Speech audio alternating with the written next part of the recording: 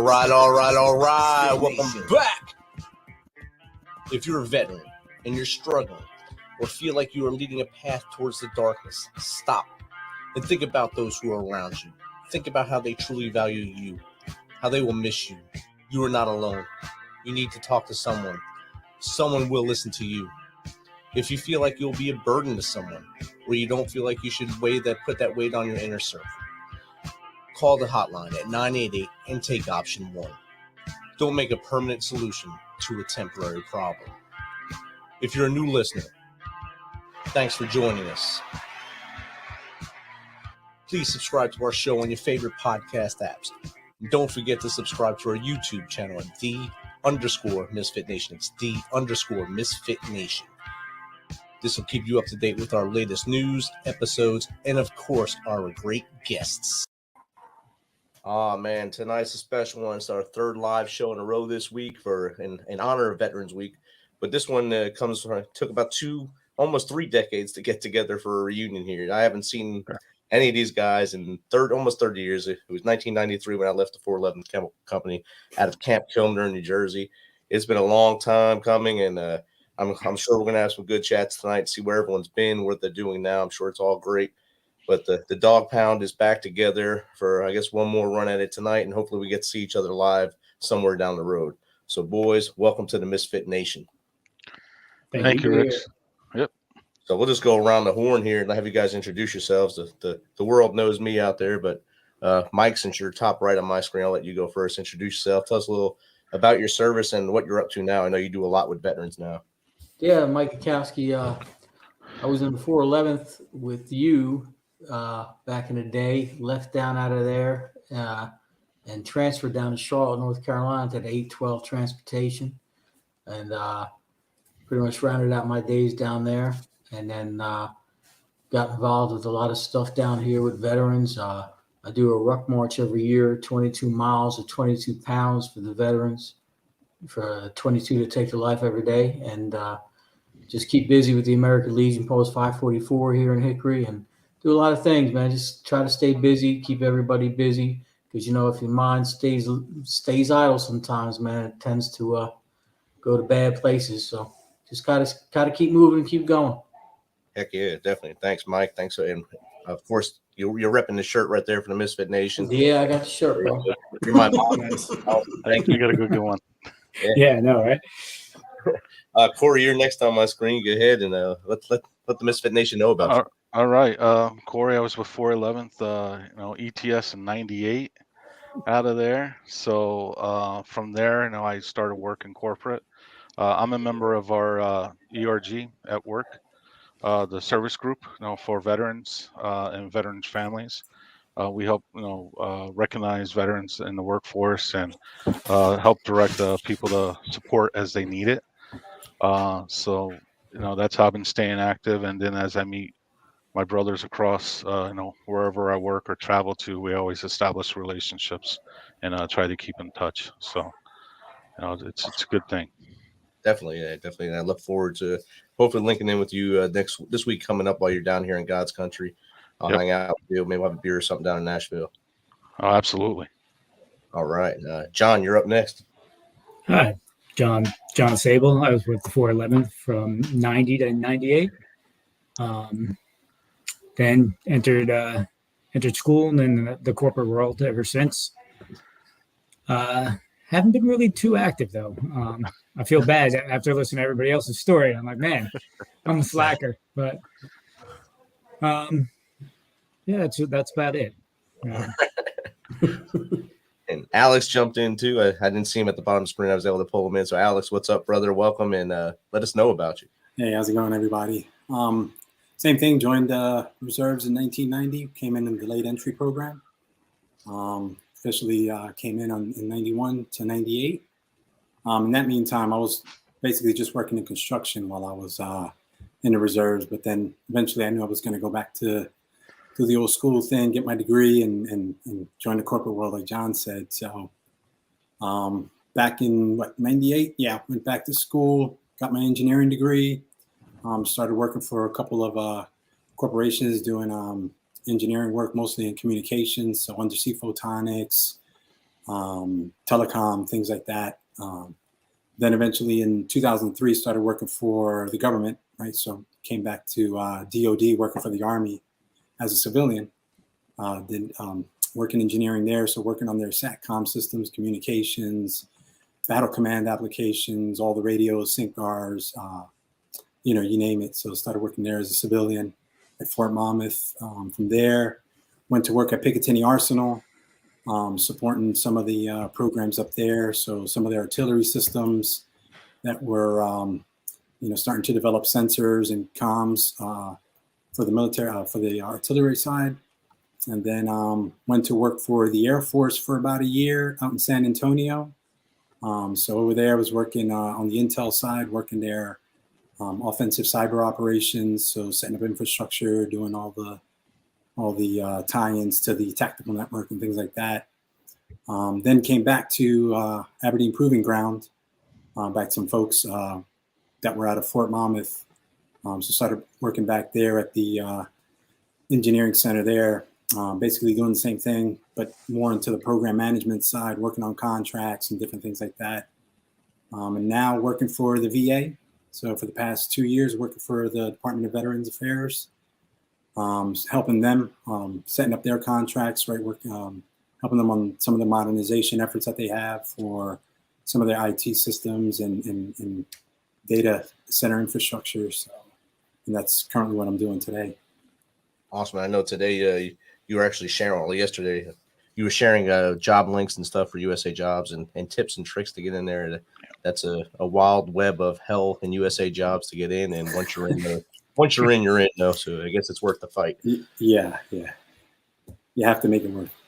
You have to keep fighting. And that's kind of what Mike was talking about earlier he does that ruck march. I know this year you had to postpone it due to weather. So you just did a small one this year. And did you make the new date for the actual full march yet? Not yet at all. We're going to make it, but we got to do the 22 for the 22, but we'll make that date. All right. Just let me know, and I'll do it satellite from here. It might hurt, but we'll do it. Yeah, that'd be great, huh? Might have it's better to have some pain than not be around. So it's perfect. Yeah, absolutely correct. Yeah. So what issues have you guys seen? I know, John, I know you're not as active in the veteran sphere, but I know you see things from where you are in the veteran sphere. Any issues you guys have seen since you've been out or just from the periphery looking in that you've seen that maybe we can address here and try to see if we can talk through some stuff? Yeah. You mind if I start? One of the biggest things I've seen is the transition stage, right? Leaving active duty into civilian life. Everything from learning how to re-eat, eating properly, how to compose yourself in a civilian work environment. All those mental games. A lot of, especially the younger guys, they get taken advantage of because we have that got to complete the mission attitude, right? And a lot of companies, kind of abuse that. Don't let the kids work 12, 14-hour days forever until they stop working, right? And then, there's a lifestyle change. A lot of people get frustrated. That's been my experience with working with newly released veterans into the workforce. So.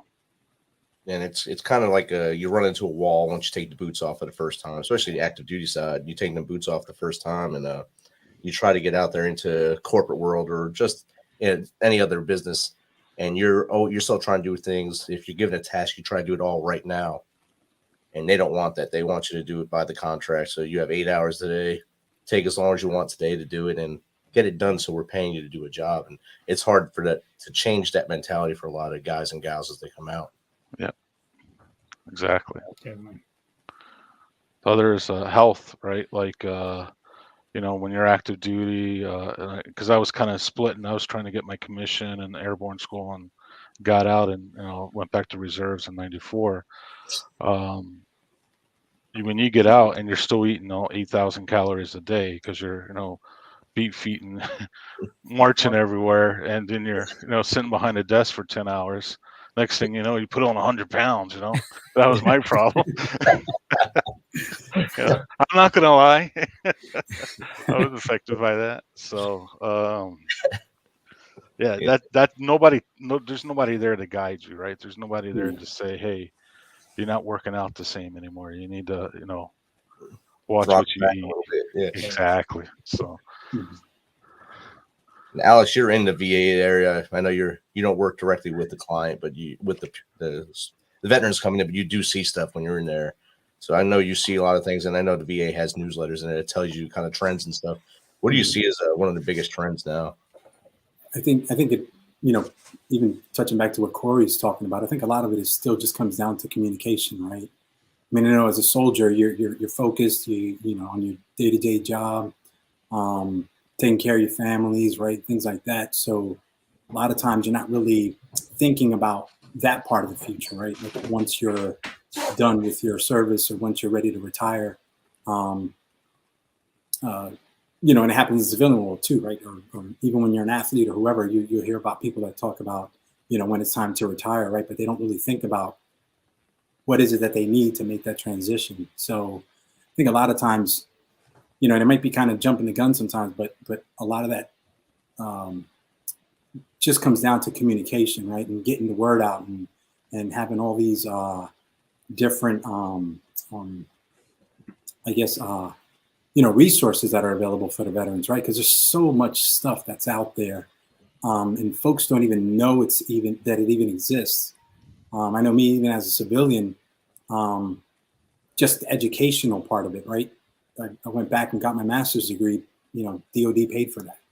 I didn't really have to pay for any books or anything like that because a lot of the stuff they have, a lot of corporate licenses that the DOD has, where anyone, civilians and soldiers, can use and leverage to just educate themselves on anything, get free certifications on any IT stuff, program management certifications, so any kind of civilian type jobs, right? So there's a lot of information out there. There's a lot of resources, a lot of good free stuff for folks to take advantage of. And those that learn it and maybe have had someone as like a mentor to help them make that transition and tie them into those things, they've been able to fare better in that transition, right? And be more successful and hit the ground running faster than those that, may not have had that opportunity. So that's the biggest thing I see, is that there's so much out there and there's so much, good resources available and good people available, but it just still seems like it's just not reaching the right folks at the right time.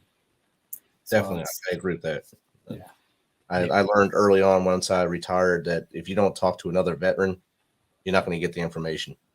Right. Yeah, They within themselves and they kind of share it as they go. And this veteran has so many nuggets. This one has so many nuggets. And by the time you talked about 5 or 6, you might have half the puzzle to maybe get into voc rehab or use all the different chapters of schooling that they can give you. So it's out there. Like you said, there's resources out there. It's just trying to find and navigate that minefield and get in there. Even for reservists, if you go va.gov, there's so many things out there that you can get that you really don't know anything about. All you have to do is, put your login, make a login, use a password or anything, and just go on that website. There's so many opportunities for everybody that they don't even know about. Yeah. I would also say, if you served and even if you're out or recently, still active duty or you're reserve, talk to a university VA advisor. I was able to, with the NBC, right, from 411, I was able to get something almost like 12 credits at university just for my basic training AIT classes. That saved a lot of money. That was like 10 grand back in my pocket, plus whatever I could squeeze out of the GI Bill. But definitely worth it. And I know there's classes you can subscribe from your unit, and they'll give you like training material. They'll send it like ADA programming languages. They'll send you all of those packets from the university library, like a military education thing. So all the stuff is out there. We just got to keep pushing people to actually look for it and share information. It's the biggest thing. Share with your brothers and sisters so they know things. John, you're on the corporate side, so and still up there in New Jersey, right? So do you see a lot of I've met a lot of soldiers from New Jersey during my time, and I'm sure a lot of them get out and go right back up there. Do you see a lot of them join the corporate world work up there with you, or and are they having issues? We have a few, not as many as I wish we had, because I'm in an engineering company. I'm actually a landscape architect, but I work at a big engineering company, and there's not a lot of vets that work with me, which is kind of sad because there's a lot of opportunity out there. Like Corey was saying, I mean, I got credit for my training. I'm sure, a lot of people get credit for what they did in the military, and they just don't know how to take advantage of that. Right. Yeah, there's definitely a lot of experience and a lot of jobs in the military that can easily transition to civilian. So. Oh, absolutely. You're definitely not losing any of your skill sets. You're not losing any of your soft skills, hard skills, or whatever. So, I would even say employers are looking for that today too. Yes, They're looking for leadership and promotions, and that's what they're looking for. And Mike, you're absolutely right. I mean, every company I've worked for has been pro, and I probably wouldn't have gotten my first job when I was 22, 23 if it hadn't been for the military, because it was EDS who hired me, and I didn't have a college degree, but they brought me in and took advantage of that leadership skill, and I was able to go to night school, get my degree, and then they ended up paying for almost my whole master's degree when I finished my undergrad. So absolutely, there's opportunity. You just have to, look at it, look for it, and take advantage of it. Yeah, and don't be afraid to ask.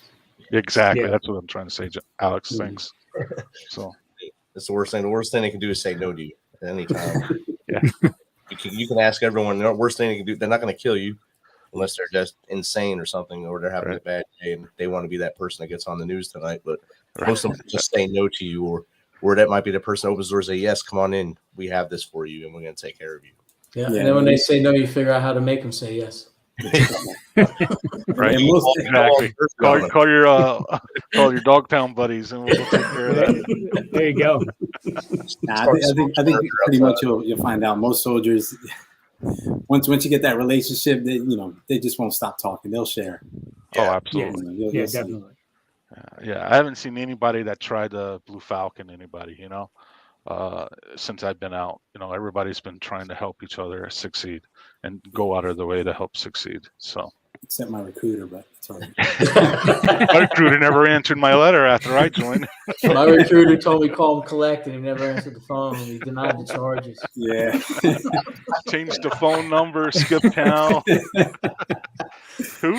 Well, mine had an actual excuse. He got hit by a tractor trailer on the way to pick me up, so I had a separate recruiter drop me off, so I never seen mine again. It was that 1 and 9 in Jersey City? I believe it. Yeah, he was going from Jersey City and got hit.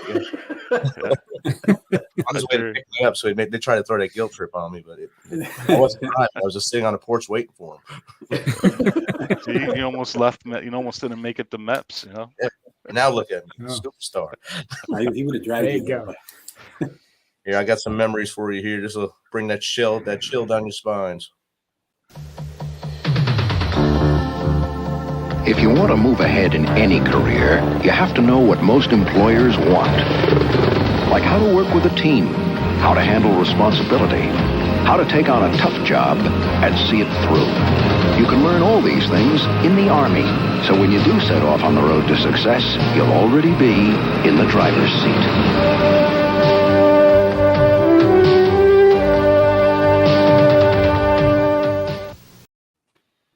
That brings down that chills that made you guys go to the recruiting office right there. Be all you can be right there. That's it.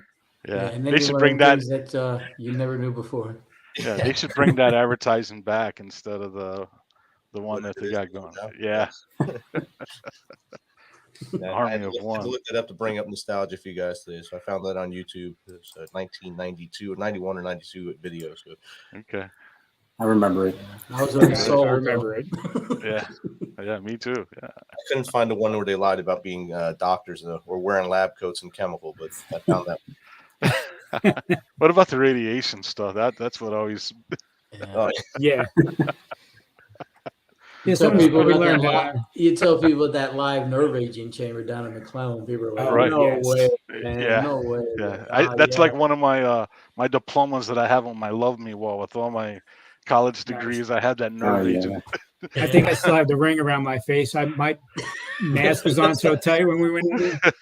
I was like, I still That's worry good. if I got damage from that, in the brain or something. Probably. I must have had damage because I went back there after they closed McClellan. The Homeland Security took that facility over, and they still use it.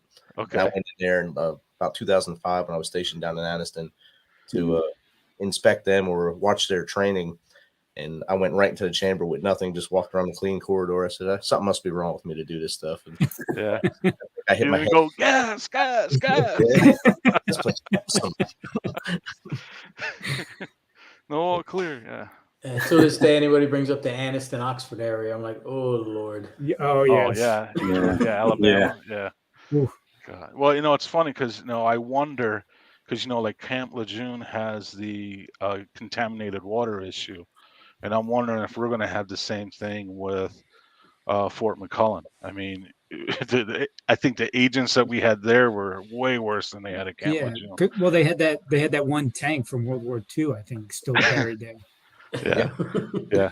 There's So a chemical company downtown that had a spill into the water table there. right. In Greater Anniston, Monsanto did it in the contaminated water supply on Fort McClellan, and it was hidden for years.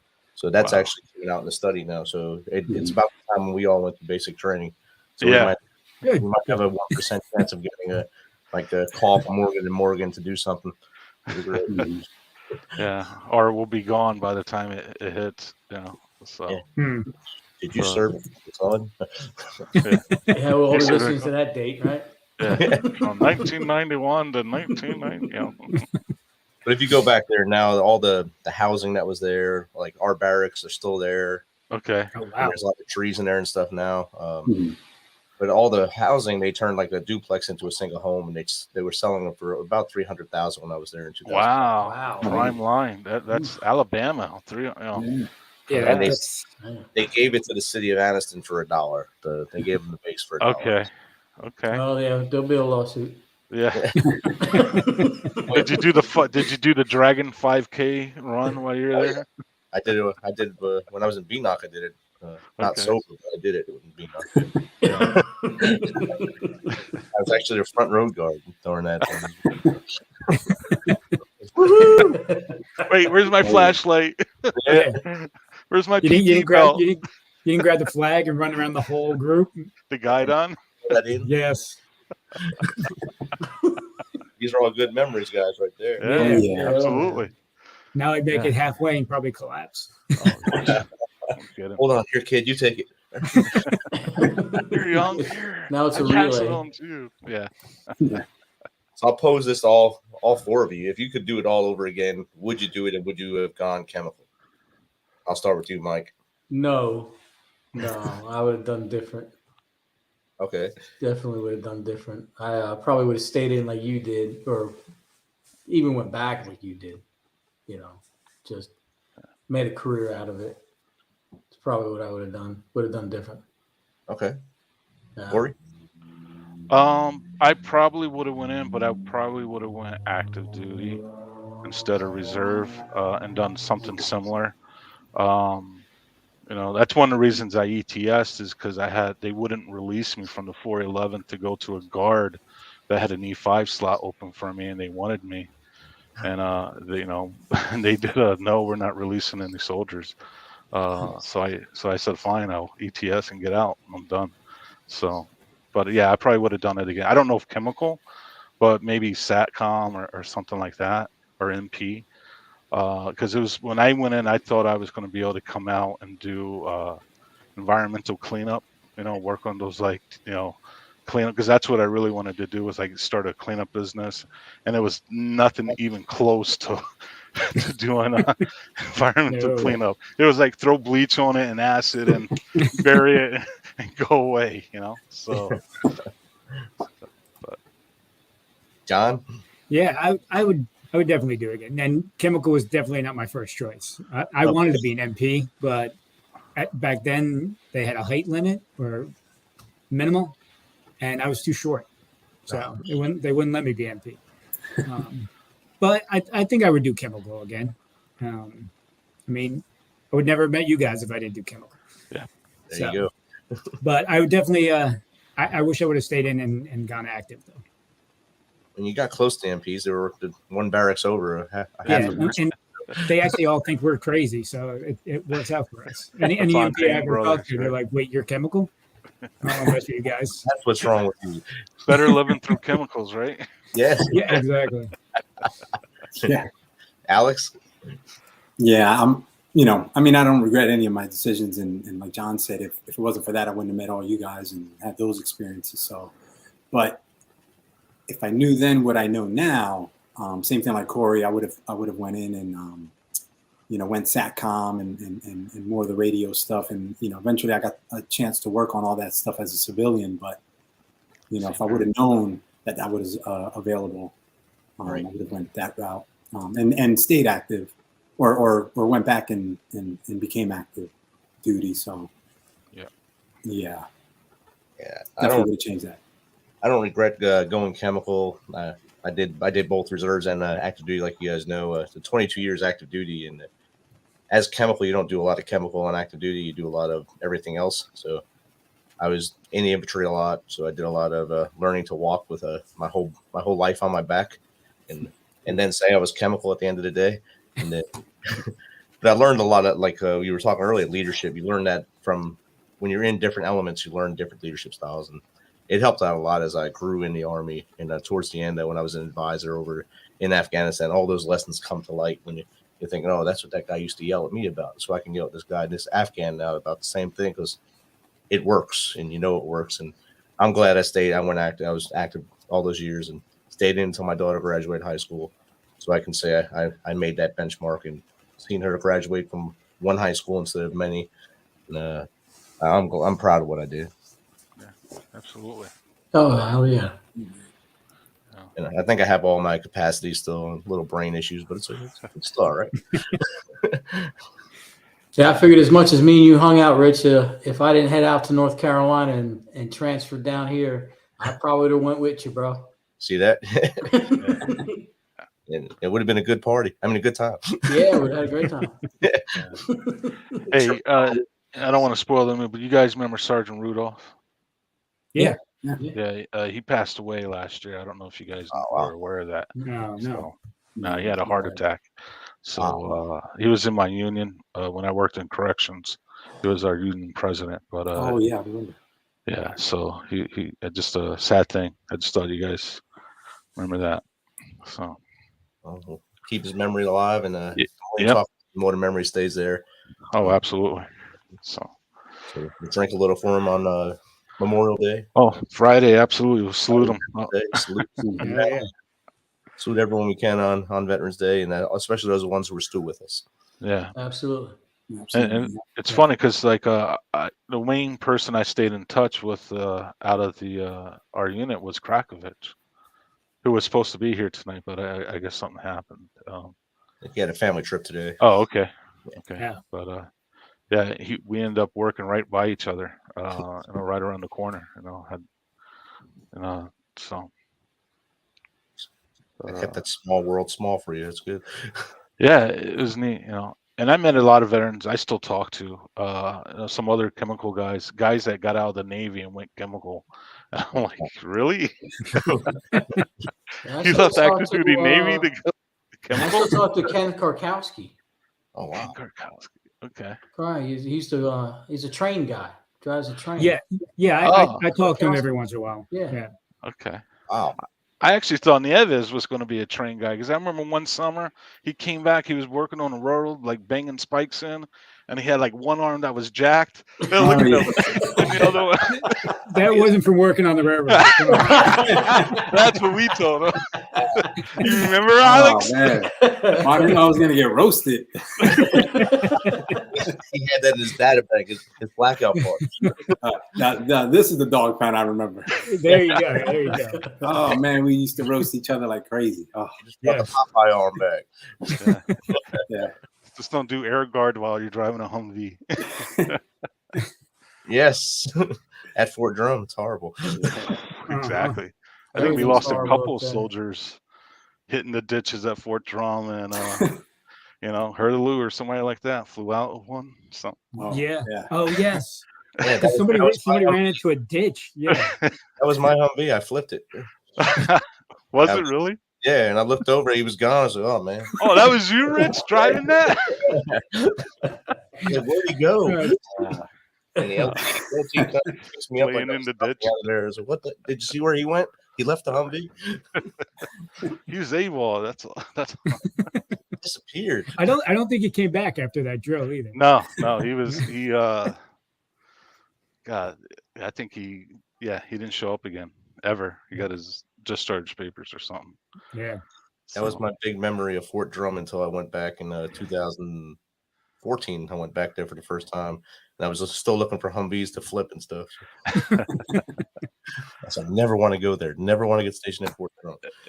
Do you Yeah, for remember when we went to Fort McClellan and not Fort McClellan, excuse me, Fort Dix and McClellan Air Force Base, and we were doing with the First Army. They had all their tanks, and we were blowing smoke. Oh, yeah. And we shut down the Air Force, the base, with all the Yes. smoke. Oh, yeah.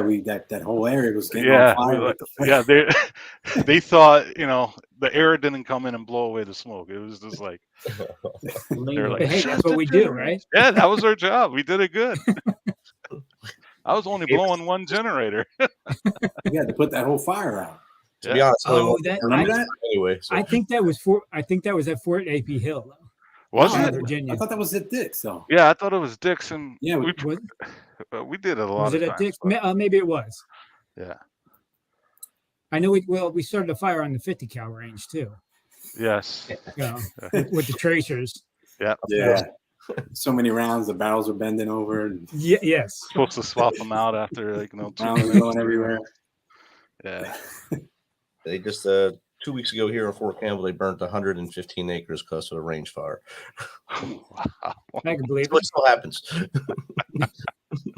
And that blacked out most of the city here because the wind stayed right over the city the whole time. So people were Wow. crying fire. Right.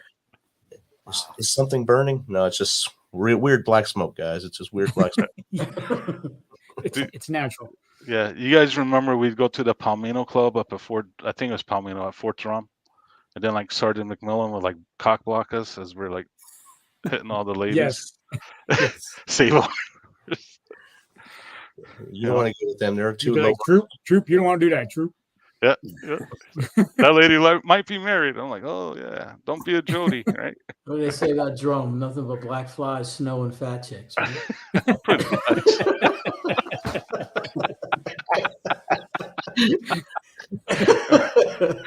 No comment.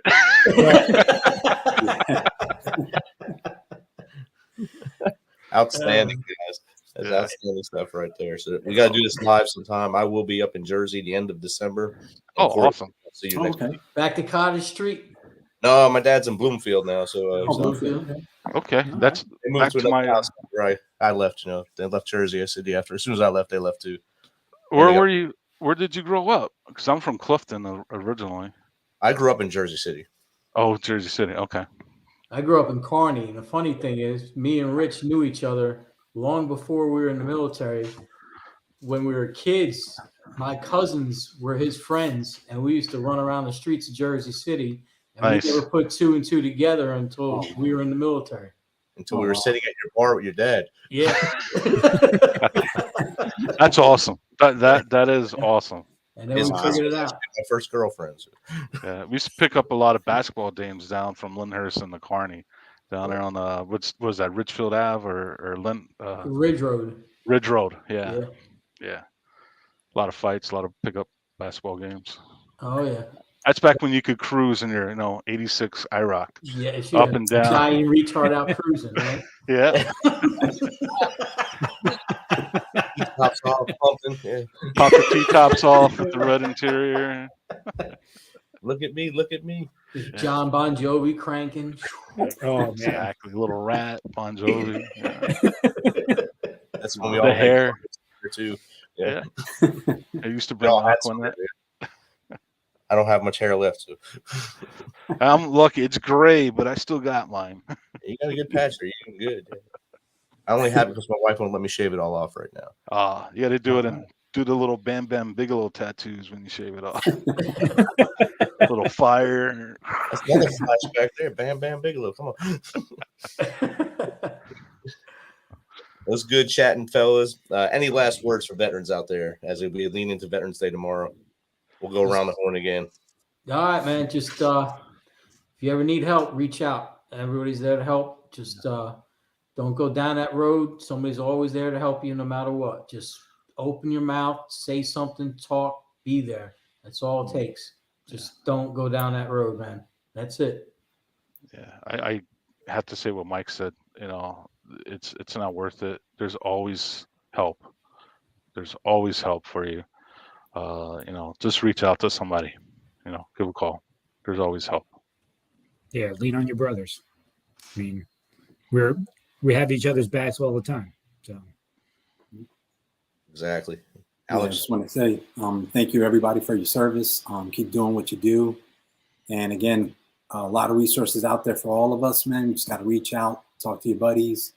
And if they don't know the answer, they'll reach out and talk to somebody else who does know the answer. We'll get you the help or whatever answers you need and just keep moving forward. Exactly. Just don't make a permanent solution to a temporary problem is what I say in the beginning. And I don't want to see that number. We know the number is stated as 22, but it's actually about 44 a day we lose because they don't count a lot of drug overdoses or other accidents. Yeah. That's what I say. I'd rather walk 10 than 22. Yes. But I should be walking 44. But 44. You might have to drive some of that now. Or split it. They got the motorized bikes now. I could. Definitely. Boys, it's been great. I'll hit the outro and then we can chat a little bit offline. Awesome. All right, Rich. Thank you, brother. All right. thank you. Thank you, guys.